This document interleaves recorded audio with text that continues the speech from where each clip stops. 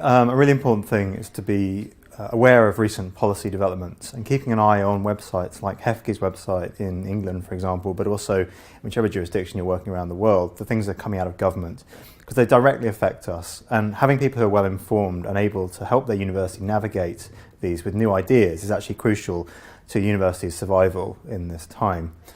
More specifically, I think a lot of early career research are now facing what they feel is a dilemma, but I'm not sure actually is such a pull, which is they tell me they're interested in online dissemination and open access and the things that I normally talk about, but they're worried about how that plays with traditional careerist appraisal, top journals, whatever that might mean, etc. And my advice there is that you don't need to compromise on that. Green open access is available in 96% or so of the last ref submission journals. So actually, your publisher probably has a policy that allows this while maintaining their business model. You don't need to take risks there.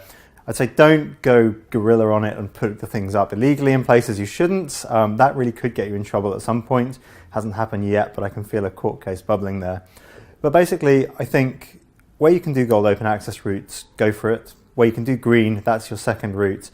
And otherwise, you can carry on exactly as you were and you don't need to be concerned about these dilemmas. And that means that you'll get the best of both worlds. People can read your work, you'll get an online presence and profile, you'll build that, and that's great for your career. I mean, I've done very well out of having an online presence that have meant media connections, etc. While at the same time playing a traditional route of going through those publications on which you'll be assessed.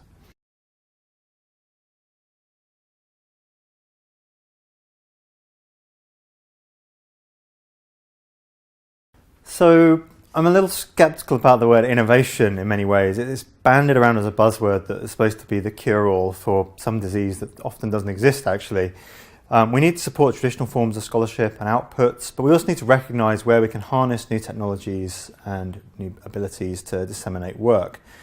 So I think the biggest way that publishers can change at the moment to help is to experiment with new business models that work in conjunction with internet dissemination.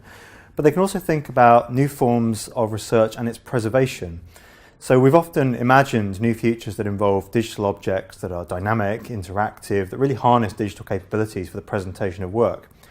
We've also seen a lot of resistance from scholars there, though, because particularly at the younger end of the career spectrum again, they can be worried that that's not going to be well received by the panels on the hiring, promotion, tenure, and so forth. But I think that if we are going to have these as first-class scholarly objects, then we need to see publishers jumping with both feet to give this a try and developing ways that scholars can present their works in new ways. But that comes with a heap of other challenges. I mean, digital preservation is fairly well handled for static PDF files and HTML versions in systems like clocks and locks. But when we're talking about arbitrary binary objects that need to run on systems 10 years from now, we actually have a huge computational challenge there as well. At the moment, we have disaggregated library groups who are trying to figure out a solution to this, and we have some publishers helping there. But we don't see the really big publishers, for example, committing to a digital preservation foundation to ensure that these types of new outputs can be fully preserved. And I think that would be a really great move to see from publishers in the next few years.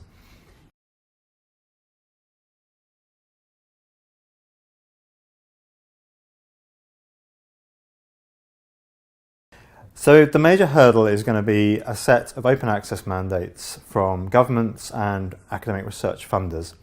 And publishers have traditionally been a little bit worried about this in some ways because they can't see how their economic models hold up. However, we know that for researcher incentivization, they will take the money over the name of a journal any day, I'm afraid. So researchers are going to be more motivated to comply with funder policies than they are to flock to traditional venues. So big journals like Nature and Cell in the Sciences, for example, have suddenly found themselves non-compliant with the Gates Foundation's policy. Those working in the health field often are receiving funding from the Gates Foundation. So publishers have a challenge and an opportunity, I'd say, but there's also a degree of risk involved here. Is it going to be that publishers dig in and resist, as the music industry did, and found itself undercut by Napsters and an industry that didn't see it coming in many ways and was swept by new players? Or is it going to be this industry that decides we need to support knowledge dissemination and we want to harness technologies, we appreciate we have to change, we're going to start experimenting in the next few years and we're going to come up with a way we can do this and persist into the latter parts of the 21st century?